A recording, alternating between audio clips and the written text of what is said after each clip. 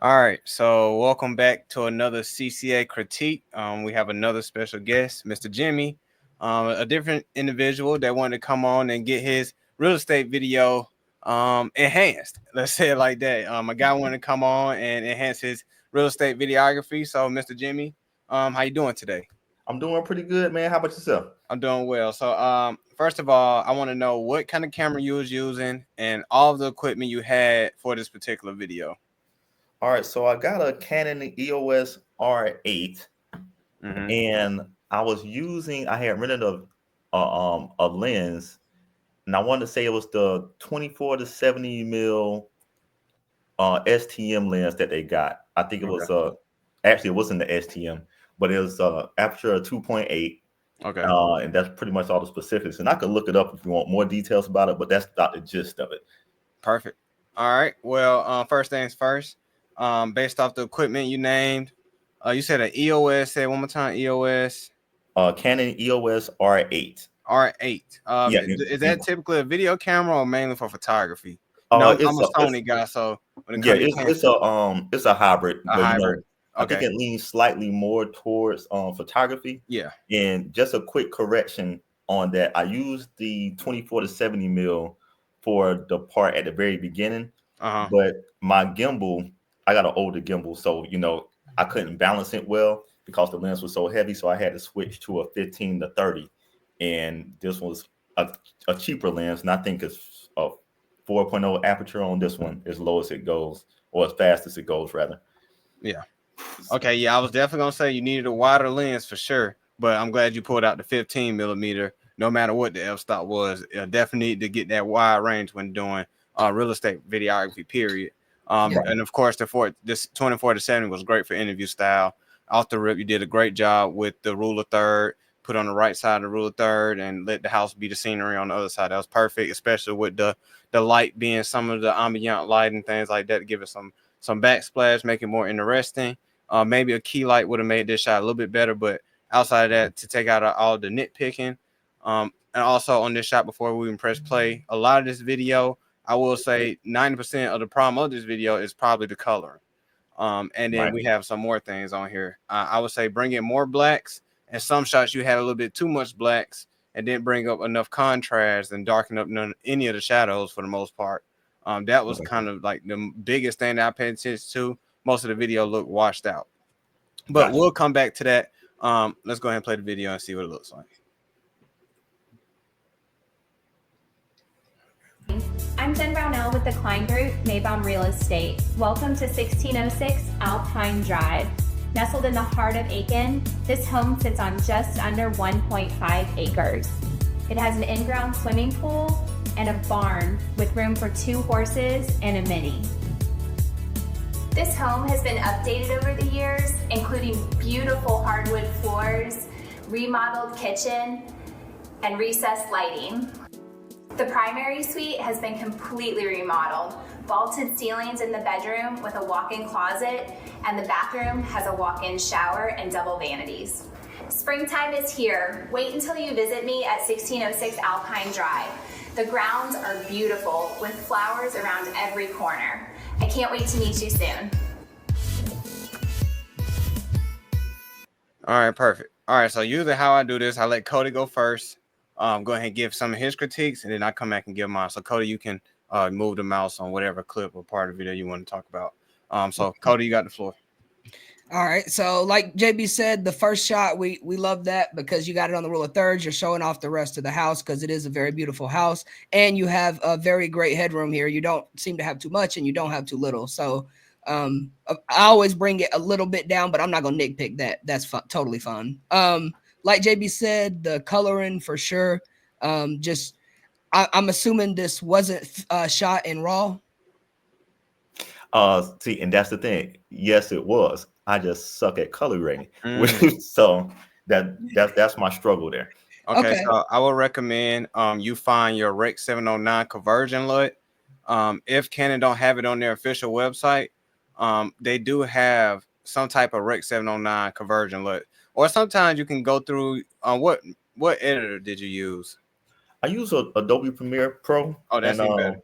right, okay, Yeah, so when you click on LUTs, they already have presets there. Sometimes I will say if you don't have the specific one for Canon, for the Rec 709 conversion LUT, you can just click on those different ones and then tweak it and then go to the basic correction and then move all the way down the list. But the key to it is overall is to have that Rec 709 conversion LUT to give it that regular look again. So then that way you can go back and correct it with the highlights, the shadows and stuff. Because a lot of times when you don't use that Rec 709 conversion LUT, you tend to boost up the contrast, decrease or increase the shadows. Now you kind of almost damaging the image. Yeah. Right. Yep. Yeah, definitely. Since this was shot in RAW, I would definitely look into getting that conversion LUT, like JB said, because the cool thing about it is if you get the conversion LUT, sometimes depending on the camera, you can install the conversion LUT on your camera. But even if not, you can get an external monitor and install it on that.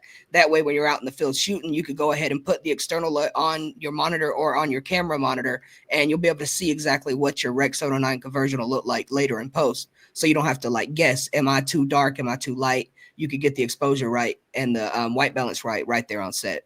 Gotcha. Yep. Okay, so beyond coloring, skip through a little bit here. I like this shot. This is a great shot. You seem to have the color exposed right in the light exposed right in the sky right here. You can see the blues really well. Like JB said, though, again, I would come down on the blacks or the shadows a little bit because it's a little bit too washed out.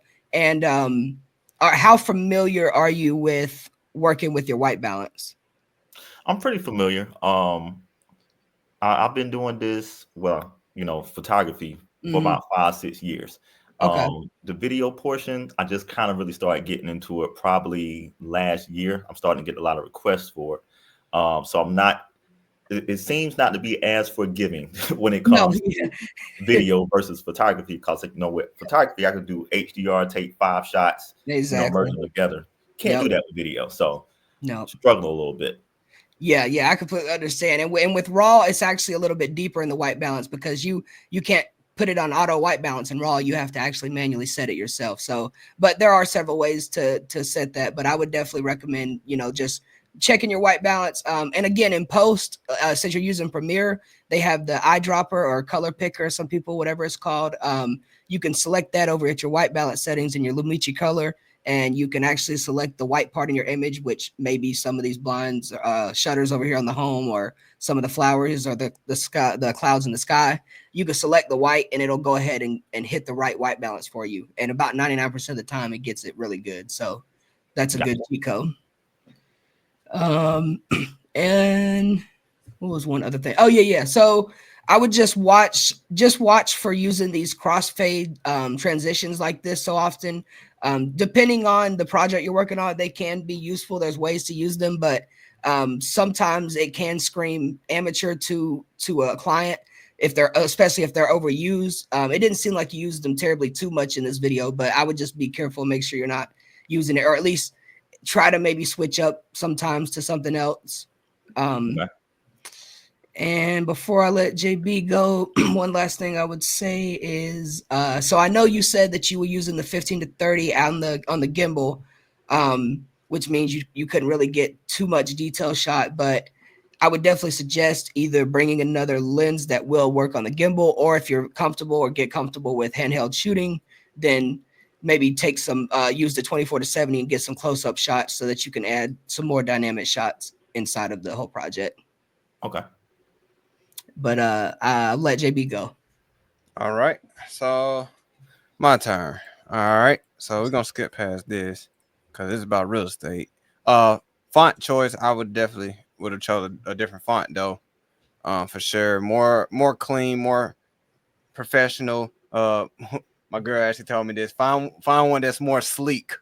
But a more sleek font, especially that it was a woman.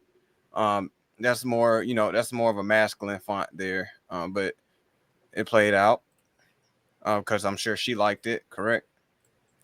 She liked it well enough, but I watched another video that they had somebody else shoot, and it put me to shame. So that's why I'm here. I'm like, okay, I got to get on that level. Yeah. Okay, so I sent you the conversion LUT. So you now have that to your arsenal. The best way to install that into your Premiere, a lot of times you can just download it. and go to custom or browse and then search it and press it. But you need to put it inside your Premiere Pro, and you know they got plenty of videos on YouTube on how to install a LUT inside your Premiere Pro on YouTube. You can, that's something that's pretty simple right there to find. Right. But definitely download that. That's a must right now because did you have an ND filter? That's my next question. I do, but I didn't use it on this one. Okay, that would have helped a lot here. Yeah. That definitely would have helped a lot here. ND filter and for inside filters, two different filters. Of course, you can just get a traditional variable one. That's roughly a 4-stop all the way to a 9-stop, but a 6 is perfect in between the 6 to 5, you know, something like that. Or you can just go ahead and get your polarizer for, well, not or, and you can get a polarizer for the inside. So then that way you can cut out those windows and they won't be so reflected and stuff like that. And you can see outside and inside the house with a polarizer. You know, it's not a must. The ND filter is a must. The polarizer is just an addition. All right. So that would have made this shot a lot better outside of the coloring and stuff, because that would have helped you get a balanced image easier for sure. Okay. Also, a part of this video, one of the things that was missing in my eyes, one of the things that I do a lot is speed ramping. You didn't do any speed ramping in this video. That's also what takes an amateur to an expert when in the real estate game. As you can see, real estate now is real heavy on speed ramps. That's like, if you don't do a speed ramp in real estate at this point, yeah, you guys are catching up to do. But I definitely say incorporate some speed ramps, you know, at this moment where it started, start off slow, just like that, and then cut in a little faster. You know, give us the next shot. You know, because a lot of people don't want to see this shot and follow along. I tell a lot of people this, especially with voiceovers. Granted, we do want to follow the voice and make the video make sense because they say at this address and want to show the house. But a lot of times we got to remind ourselves we're in control of what the viewers see and how they see it. So go ahead and give it to them. You know, give them more than one shot of this house. Give us the corner of the roof or something. I realize that's one of the things I realize a lot of videographers doing. They're taking nice cinematic shots, like maybe with this tree in the foreground pointing at the house, or maybe a shot of one of the lights on the side of the door shooting through one of the rails on the walkway coming up to the front door. A lot of different things like that just to incorporate and make this video more cinematic and more speed runs at the same time. Okay. 5 acres. It has an in-ground swimming pool. And now that was cool, because I see why you did that. You know, she literally did the swimming pool, but me personally, I would have tried to tell her, hey, let's put everything inside from the front, and then we'll talk about the back last. You know, try to get that script better for them, but it's pretty cool. I would have said give us a drone shot on the pool though, but that was pretty sweet. A barn with room for 2 horses and a mini. One of the things, another key tip that I want to say about real estate videography, and it's actually it's a learning curve, but you can do everything in reverse in real estate, literally, because it's not like a person. You know how a person walk forward and you put them in reverse, they're gonna be walking backwards. Right. It's not like that with real estate. You shoot a real estate, say you shot it forward, but you start the clip and at the end point of it's moving forward, and now it looks like you're backing up. They'll never tell the difference. Right. A lot of that helps you get more smoother shots as well, because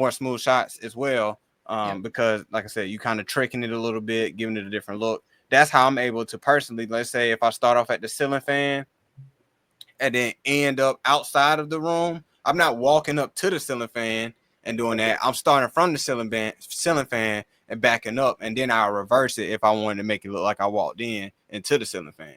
That way you getting a smoother shot as well. That's a trick that a lot of videographers don't say about real estate. But that's a big one. Speed ramp and reversing your shots when you shot it in a different direction. Yeah, it's funny that you say that because I actually typically do that in reverse. So if I do a reverse shot, I'm still walking forward, but then I just reverse it instead of doing like what you said, walk in reverse and then reversing to make it go forward. And that make a lot of sense. You know how a lot of people be having those doors opening and closing in these real estate videos? Those are reversed.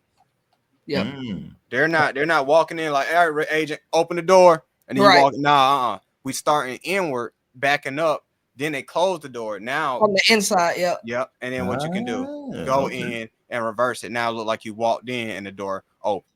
Got you. Nice. And before go ahead, my bad. No, you're on fire. I hear you. No, I was gonna say before I forget, JB was talking about earlier. You want to help your client with the script a little more, as far as starting them out front and then going to the back. Also, you want to make sure that there's several different ways that you can incorporate a actual real estate video, whether it be commercial looking style, whether it be some kind of like you have here where it's like a slideshow type. I would suggest, not that anything's wrong with it per se, but kind of stay away from the slideshow type where you're just like, she's naming things and then you're putting them on a visual display and then she's naming them, because at the end of the day, that can get too selly and too boring where it's like somebody feels forced to buy. You want them to feel like they want to buy. Yeah. Okay. Yeah. And I think to go deeper on that, a way to incorporate that is saying, you know what, instead of you standing here and we get this static shot, how about you walk and say each one of these parts in that specific area?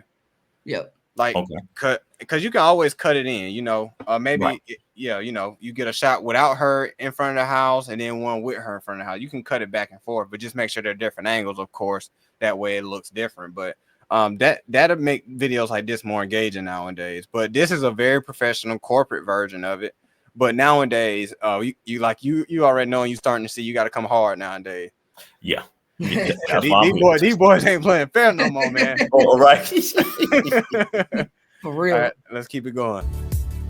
This home has been updated over the years, including beautiful hardwood floors, remodeled kitchen, and recessed lighting. The remodeled kitchen. All right, so this how I look at houses like this specifically. For one, shoot with the widest lens you got. You said it was the 15. This was the 15, or?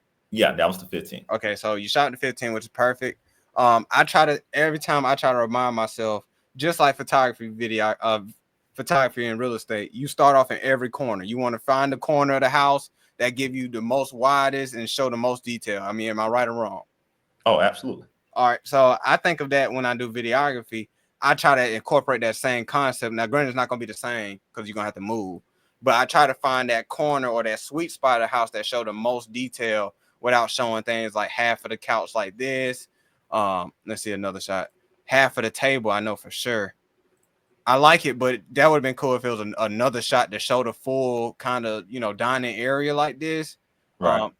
Basically, just show me that whole, try to get me that whole. I don't know how the house structure. I know it's easy to say here, but, a lot of times some houses be like, man, I couldn't even get over there and get that shot. But maybe an angle from the corner on this side where this window is pointing towards the left a little bit more. That way we can see the house and give me a left pan a little bit. That way we can see a nice rotation of the house and then start giving me nice, sweet details like you did here. Gotcha. Wood floors, remodeled kitchen, and recessed lighting. See, that was cool. The reveal shot was cool. Yeah. I would have fully came from behind that wall and gave it a nice speed ramp into the kitchen. But this is one of those moments where you want to do that reverse look. Start off at the sink or start off centered of the kitchen where you got leading lines of the whole kitchen, and then maybe a nice little rotation on the speed ramp or something. But overall, I'm saying give us a full shot on this one. That way you can speed ramp it and make it look better than what it is. Okay. And one more thing before we move from this, I would also push in on the wall right here. That way, when you do the reveal, it's like there's more hidden, and then you're revealing everything. Because even though this was a reveal, it's a little light reveal. Yeah. Right, because most of the kitchen was already in the shot. Yeah, so it's like, yeah. So you was better off just actually skipping it if you was gonna skip it, actually. Yep. And then So I say with this kitchen shot, I would say this shot probably shouldn't even make the cut personally. Okay. Due to the fact that it was incomplete in my eyes. Like I said, if you was gonna give it to me fully, just go ahead right here. Just keep it going all the way to the middle of the kitchen. Just keep it going. Okay. Yeah, give it a nice little turn and twist. Yeah, nice little turn and give me straight in the middle of the kitchen. That way, at least you could say I got the full kitchen. Right. Okay. And I seen that the kitchen had in this shot here, when it was at the dining table right here, and you see how you got the drop down lights over there with the high table or the high chairs over there to the left. Yeah, the little bar section. Mm-hmm. Yeah, see, that would have been cool right there to shoot through that to get the kitchen. Give me a nice glide through that to give me some detail shots of things like that. Gotcha. Yeah, I'm not saying capture these candles and pictures and stuff. That stuff don't matter in a house like this, because overall they want you to sell the house, not the stuff that's in the house. Right. Okay. But overall, shooting through gaps like that, showcasing that you can see on the other side of this kitchen, you can see the eating table over there, and etc. Right.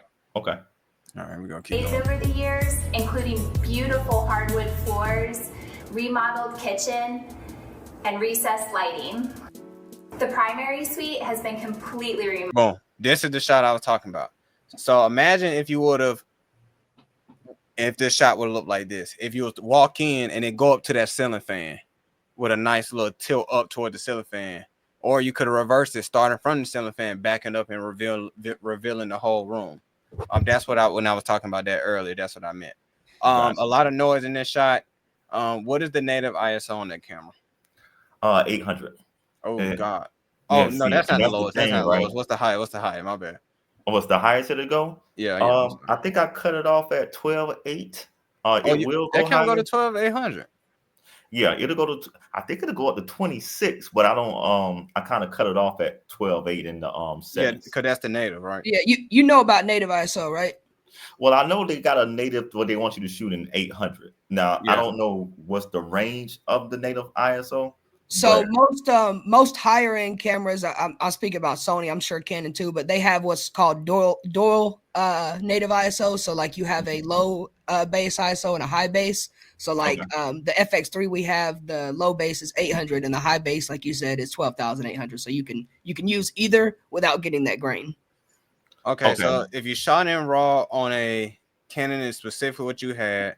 Your native ISO is called dual base ISO at the same time. There you go. It's 800 and 3200. Got you. So I don't want to go, but I want to do 800 or 32, kind of nothing in between, right? Yeah. Correct. Yeah. Gotcha. Okay. So leave it at 3200. And I will say, to be transparent with you, that's not even gonna cut it for real. But it might give you some better looks than the graining. But I definitely recommend for a video camera for real estate, if you want to like stick to it, definitely find one that give you that 12,800 native ISO or dual base ISO. Yep. And I think that's where a lot of my problems are kind of running into. Because like you said, it's a lot of noise in the image, and I'm like, how do I cut this out?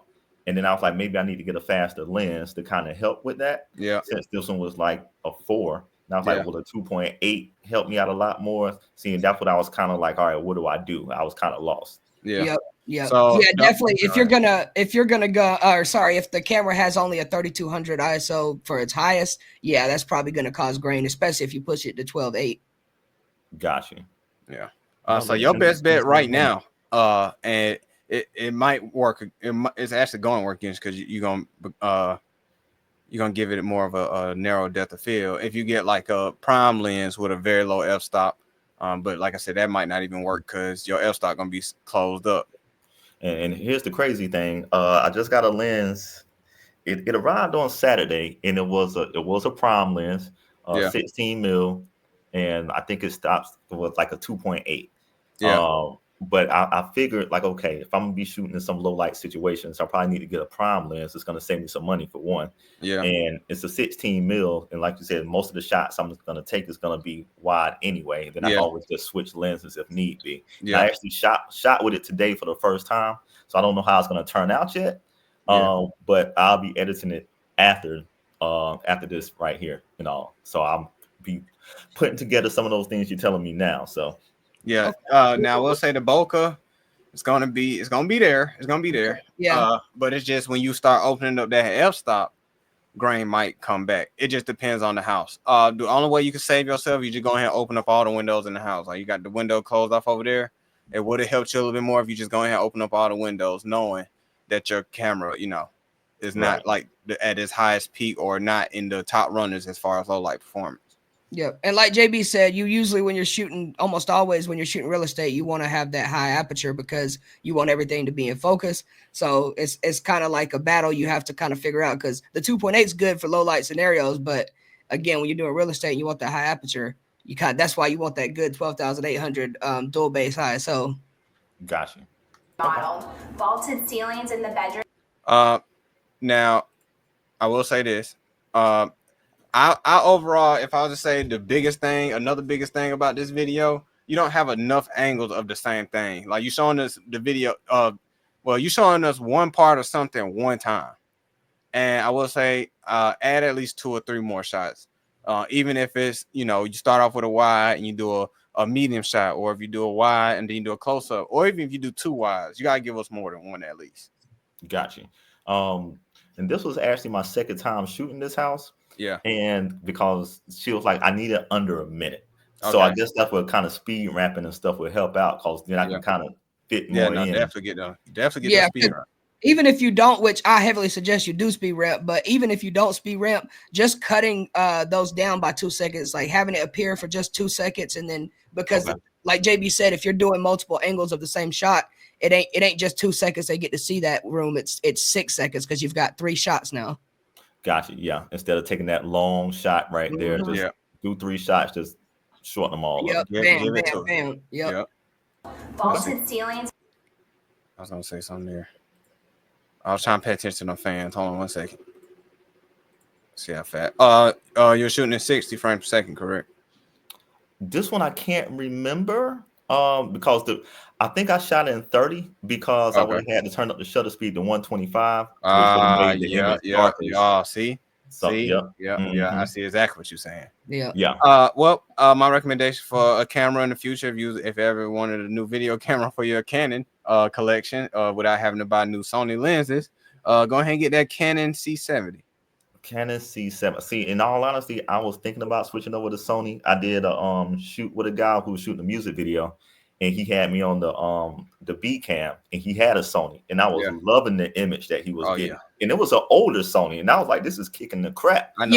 Dude, I bet you. The Sony A6600, which came out, I think, in like 2012 or something, is still top of the line. Yeah, and I think that's exactly what he had. Yeah, that's why I already knew. I already knew. Yeah, so I'm thinking about switching over to Sony. I haven't fully committed yet, but I'm leaning toward it. Yeah. Okay. But like I said, if you want to stay in the Canon though, I just put you down. C70. How much is the C7? I don't even want to it's the same as a FX3 or something like that, like 3,000. It's like 30. About 3,000. Okay. Yeah. But that's y'all higher end as far as FX3 and stuff like that. It's definitely competing. I wouldn't be saying that for no reason, because I actually want one. I want one too. Okay. Well, I might stick with Canon then, since I'm familiar. That's what I'm saying. Stick with what you're good at, and just have that video camera, because a lot of people that look has great color for one. Let's talk about that. It has wonderful color, and it just looks more cinematic because it's a cinema line camera as well, and it's Netflix approved, just like the FS3s, FS6, and etc. Yep. Gotcha. But it's cropped, so that's the only downfall. Oh, see, I want a full frame. That's they got a full frame, but that's the C80. Now that'll cost you about $5,000 though. Yeah. But if you get a wide enough lens, you get a 14 millimeter, it'll look great. And just to throw you one more option, since we're talking, if you do want to switch over to Sony and you didn't want to spend the whole 3 something whatever to get the FX3, they did just drop the FX2. Is that they did? They did. They just dropped the FX2. Yeah, I was watching videos on it. But I've been looking at videos for the last 3 months. I was like, they got the Black Magic out there. I still want the Sony, and I haven't even been looking at Canons. I've been looking to alternatives to it. Yeah. Okay. Hey man, there's multiple ways to skin the cat. Let's keep this thing going. It has been completely remodeled. Oh, okay. So long story short, I want to say this: slow the fans down. I do this every time I go in the house. Slow the fans down, and I'm not gonna lie, I fight myself with this one. Turning those lights off. That yellow stuff gotta go. It's gonna mess up your white balance for one, and it's not visually it's not attractive for one. Okay. So open up the windows, turn those lights off if you can. If it's super dark in the house, leave them on. But if it's a house with a lot of windows, clip it. Turn the fans on very slow at the very low setting. No matter if you're shooting at 30, 60, anything, turn it down to the very low setting, and open all the windows. That way you can get those ceiling fans can give you nice cinematic shots too when they're moving slow. Right. Okay. Ceiling fans help you out as well. Remodeled. Vaulted Because those ceiling ceilings in the fans, for bedroom. one, they was moving at 2 different speeds. Hold on, let's back that up. I didn't even notice that. Vaulted ceilings They in was the moving bedroom. slightly 2 Yeah. different speeds. So that was already looking a little bootleg right there. All right. With a walk-in closet. All right, there we go. And Boom. the bathroom has a walk-in There we go. shower and double I was hoping you vanities. did that. Springtime is That was smooth. You gave me 2 different shots of bathroom. Now bathroom get a little tight, so I feel you on that. You know, I would say get close to the shower heads. They got a nice little bathtub. Capture that by itself. Capture some sink. Capture the sink. Probably with the water running. You don't have to. Not mandatory, but that's what a lot of people do. Water running. No water running. Either one. But details for sure. More here. Details. Wait until you visit me at 1606 Alpine Drive. The grounds are shaky beautiful. Shot here. Very shaky. And I used the warp stabilizer too, and it still had a little bounce to it. Yeah. And real quick, go back. The one thing I will say is obviously the point of videography is to tell a story. And I was told this by somebody a while back that if you're not adding a shot that helps further the story, then basically it doesn't need to be in there. And I feel like I get where you were going with this one because you're trying to display the fire pit. But as far as the shot itself, I just don't think these chairs generally would be visually pleasing to the scenario. Yeah, me looking at it, I'm like, yeah, those chairs are kind of cheap looking and yeah, exactly. Yeah. And to be honest, the realtor probably gonna yank those chairs as soon as they buy it anyway. Right. They off to the next house. Got you. Okay. Grounds are beautiful with flowers around every corner. I can't wait to meet you soon.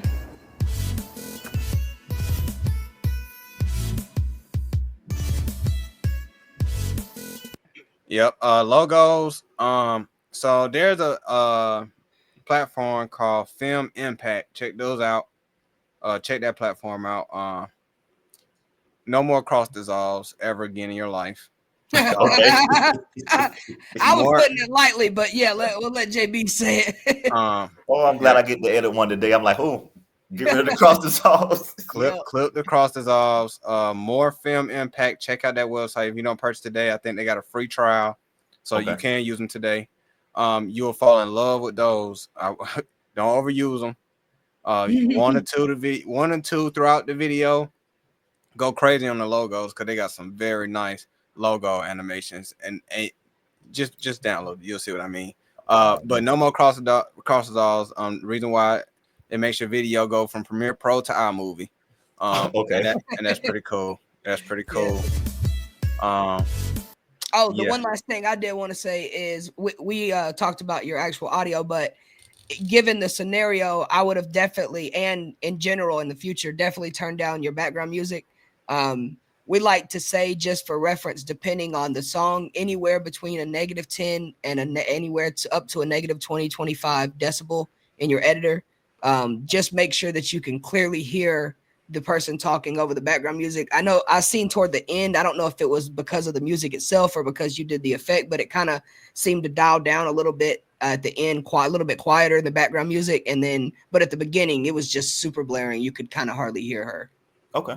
But again, that will obviously fix with getting better audio. But even when you are in the scenario, you kind of have to work with what you got. I just go ahead and turn that background music down. Okay, cool. And also a quick sneak peek or quick enhance on your audio. Yep. It's a great way that Premiere, it's a great thing that Premiere added this to Premiere to help your audio. And you simply just go to, if I'm not mistaken, you go to essential sounds or something like that. You go to the sounds category and you scroll down to enhance. Press enhance, and it's automatically gonna get you right. Now, there's some more little small things that you can add, like adding a hard limiter, a parametric equalizer, a multi-band compressor, and I think that's the last thing. But between those things, those are like the 4 things that me and Cody do. But most importantly, press enhance. Yep. So basically, like JB said, if you go into Premiere Pro, you'll go to your essential sound tab. It'll ask you what kind of audio is this. You'll press dialogue. Yeah. And then you'll click. It'll be, I think, right there at the top, basically, or scroll down a little bit. It'll say enhance. Now, it'll have a number on there for how much you want to enhance it. Just make sure you kind of dial that back a little bit, maybe around between 4 and 5. if you keep it anywhere above that, your sound does start to sound a little bit kind of robotic. Yeah. Yeah. Because I used enhanced, but I think I started using other stuff on top, Yeah. and it ended up sounding like crap. Because I think I did the denoiser, I did the enhance, I did the It's only so much you can do with yeah. And I would suggest on denoiser, I've done it, but I would suggest one of the other don't use enhance and denoiser, because like you just said, it does kind of start to really phase stuff out. And I noticed even when I did use both of them, it was trying to cut too much out of the background, where it was almost cutting out the foreground music, like the audio. Right. So yeah, that's I learned something new there. Don't Yep. use too much. Use just a couple. All right. Yep. Got you. And if I was to summarize this video, make sure you show more house and less individual area, especially with these wide shots. You're gonna give us a wide, give us the widest look of the house that you can. And like I said, still use your photography techniques that you know, targeting those corners and those sweet spots, because those same spots that you get in photography to get the whole room, you still want to implement that with videography to get that whole room as well, except for you might want to start in the corner and then make the video pan in the middle of the house or on the other side of the house, so you can see both sides of the house, leveraging speed ramps at the same time. More detailed shots. Definitely download that conversion look, put it inside your Premiere Pro. Leverage film impact to get better transitions and overlays as well. That way you can give it a more cinematic look or clean transition, better and clean transitions. And there's one more thing, no cross dissolves. And coloring. Now of course we are that, but go ahead. We are an education platform. We do teach all that inside of our classes and stuff, but I would definitely suggest learning more about coloring. I know a lot of people use DaVinci Resolve for their coloring, but Premiere Pro has just as great coloring editing tools that you could use. So I would just look into coloring basically. Okay. Yeah. All right. And I would say the more you understand that gimbal, I was just talking to somebody the other day about this. The more control you get that gimbal, the more confident you're gonna feel in getting those swinging looks, those nice pans, those nice tilts and pans. But I just feel like overall, the more you master that gimbal and start throwing that camera around how it's supposed to be thrown around on that gimbal, that'll allow you to get a little bit more cinematic shots as well, while leveraging speed ramps too. That way you can throw it all together. But learning that gimbal though, that's a big one. Yeah, I got an older gimbal. I ordered a new one. It was supposed to be here Saturday along with the lens, but it got delayed. It'll be here tomorrow morning. Yeah. Which gimbal did you get? I got the DJI. There we go. That's all I need. That's all I need. That's all I just need to know. It's DJI. We good. Yeah. It was the DJI Mini 3. I didn't get the Mini 4 because I had just bought a lens. I just bought the gimbal. I just got the camera not too long ago, so I was trying to save some money by getting the 3 instead of the 4. Yeah. So, but that'll be here tomorrow.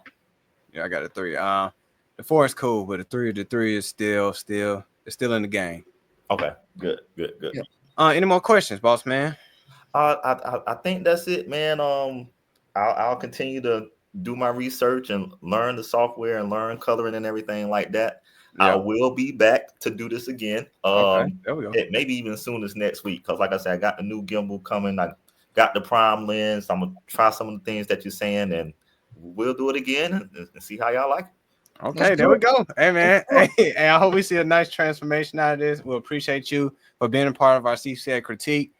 We do this for all creators that just want to get better and enhance their video. So if you know anyone that should be on this call to get their video critiqued and enhanced, please send them our way. And once again, we'll appreciate you, and we hope to see you again.